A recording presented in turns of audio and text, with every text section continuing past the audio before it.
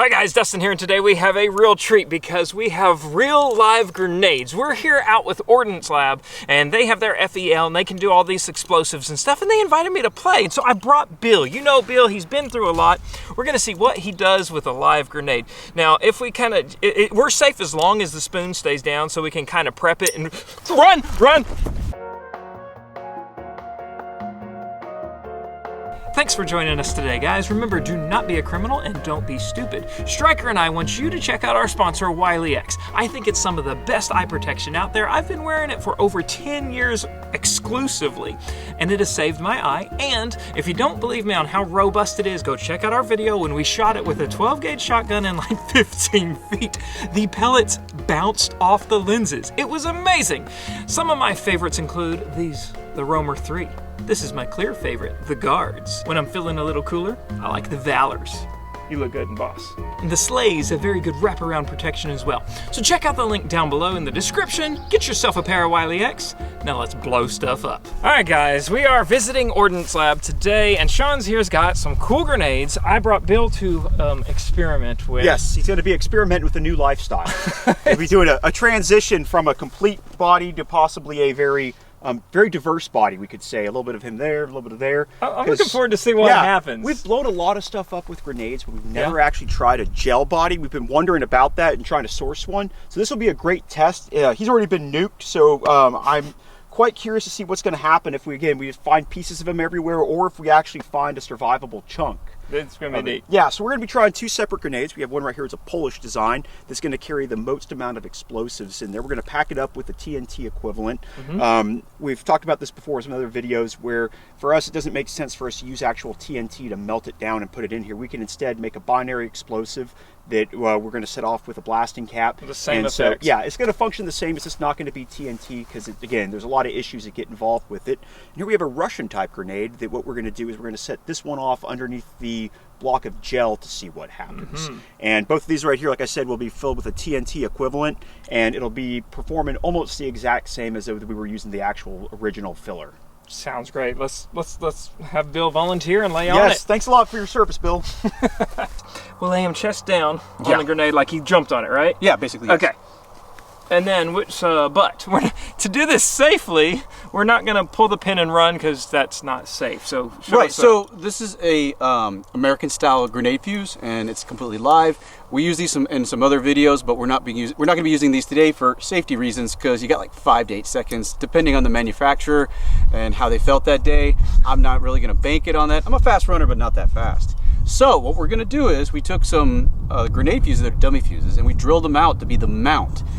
It acts as a seal, as a cap, really, because we'll fill it with the explosive, and then this is also going to hold blasting cap, electric blasting cap inside.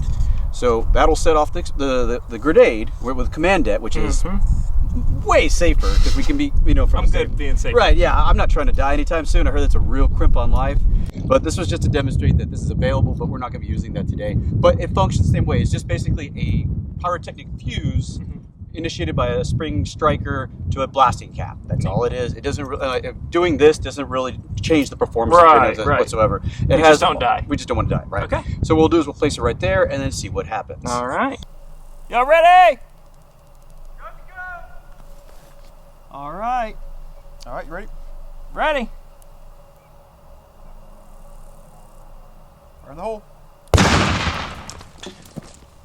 Cool. Sent pieces everywhere. I lived!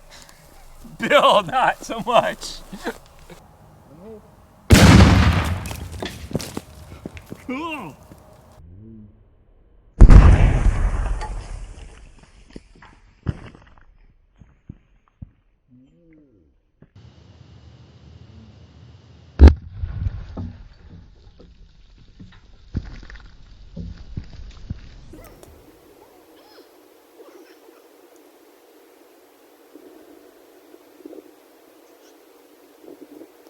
Oh yeah. Look, the gel stretched about 6 foot.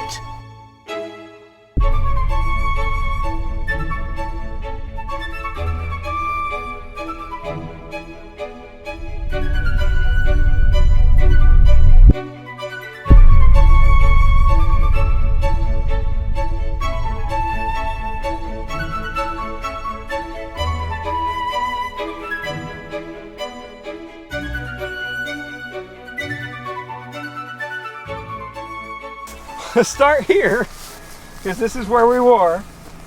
Where's the plywood? Surrounded by it.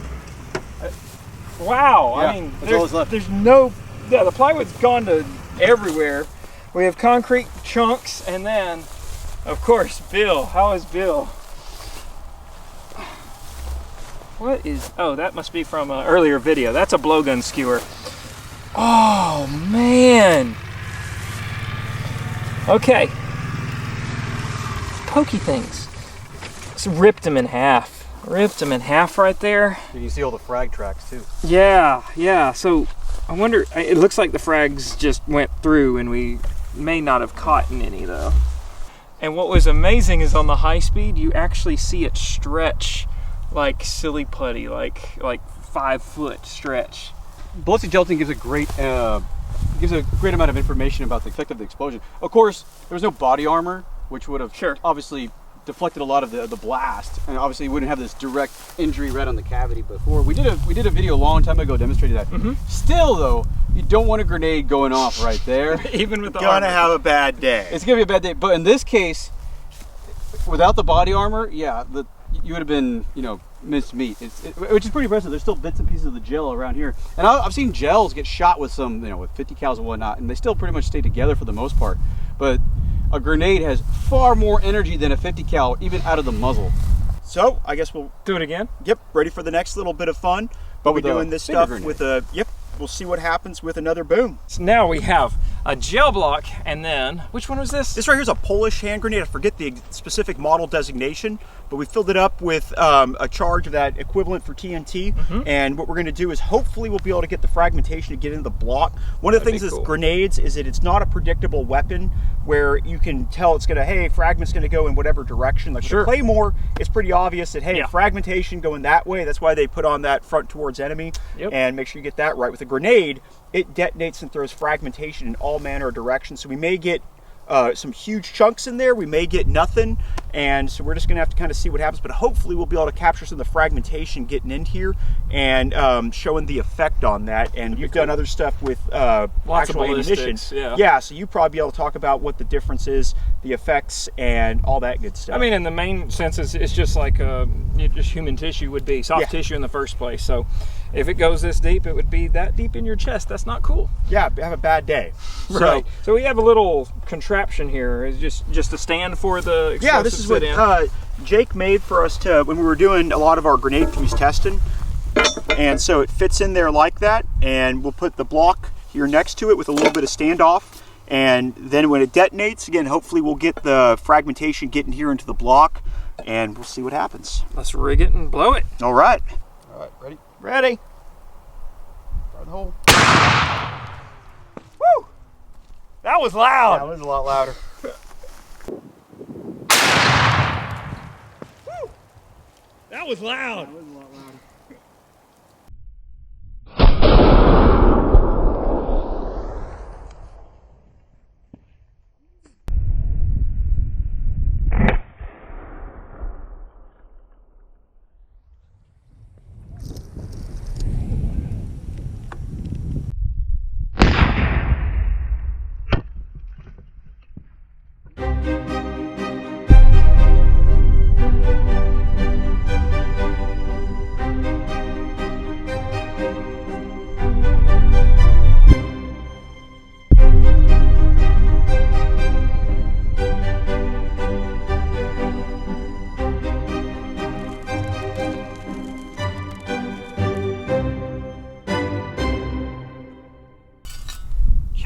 Oh man, well that's shake awesome. charged.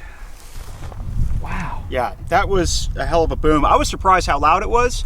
I was like, yeah, whatever, it'll be loud, but that was definitely well done, Jake, on the explosive. That's his actual proprietary mixture that he's made up, and it obviously works quite well. That's awesome. And now I see the gel block in the tree it's about line. 25 meters away, and here's the detonation part. You can see where it leveled everything out, and that was why Jake put it up on the, hopefully putting it up there and kept the dirt down from, because normally when you have the blast, you get a lot of dirt that obscures what's actually going on. Okay, so frags are what we're going for. But Okay, so the block is supposed to be about this long. It just took off half the block. And the back end of it, there's no fragmentation deep. There's some you can see some went through tiny pieces. But was this really much of a frag grenade as it has like a pineapple? So yeah, the metal hull on the grenade would definitely cause fragmentation, and you can see the fragmentation there and there and here. But remember, when the block starts getting launched, it changes the trajectory of the fragmentation. Oh, gotcha. So if you ever watch a lot of videos where they do tests of projectiles, it falls short because the block gets launched and curves, so the bullet path gets changed. It's not a straight path to the block anymore. Yeah, There's grab that, fragmentation right Joker. there. So that's just part of our casing of that grenade. That's the grenade case, yeah. So that right there is an excellent example. This would have flown right through somebody and caused a massive amounts of damage. We're talking like maybe... So imagine it's about 10 inches into it.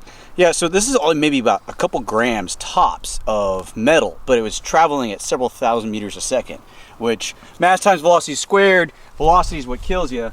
The mass is important, but velocity is obviously the square factor, so it's going to have a lot of energy, and that's what causes a lot of damage. That's pretty neat. That's a good example of how the grenade, it's not a predictable pattern where it forms nice pretty little shapes. It just throws stuff everywhere. Right, to whom it may concern. Exactly. That's pretty neat. So, I hope y'all enjoyed me enjoying coming out to blow some frags and stuff up. Yeah. And if they want to see more explosives, how do they do that? Yeah, well, we've got stuff. We've done armed rockets where we turned a model rocket into an explosive rocket and launched it downrange, done claymores, frag grenades, pressure cooker bombs, thermobaric weapons. We're working on some other stuff like movie type things. Cool. Previously, we did a recreation of Breaking Bad where Gus Fring got killed and he blew up the nursing home bomb. Yes. We've done that. We got a whole bunch of exciting stuff coming up in the future, so check that out. We're at Ordnance Lab. You can find us there on YouTube. We'll leave a link down below, and of course we're going to do Top Shot tree service while we're here, so make sure you check those videos out as well. Thanks for coming by. Okay, I love you. Bye-bye.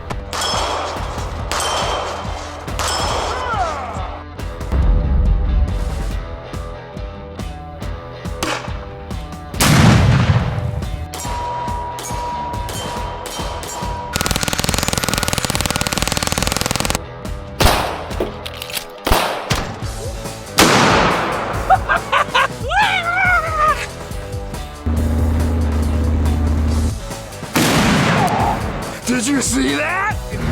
Come on, Nussie! Come on, Nussie! I came in like a wrecking ball! Oh, perfect! Yeah!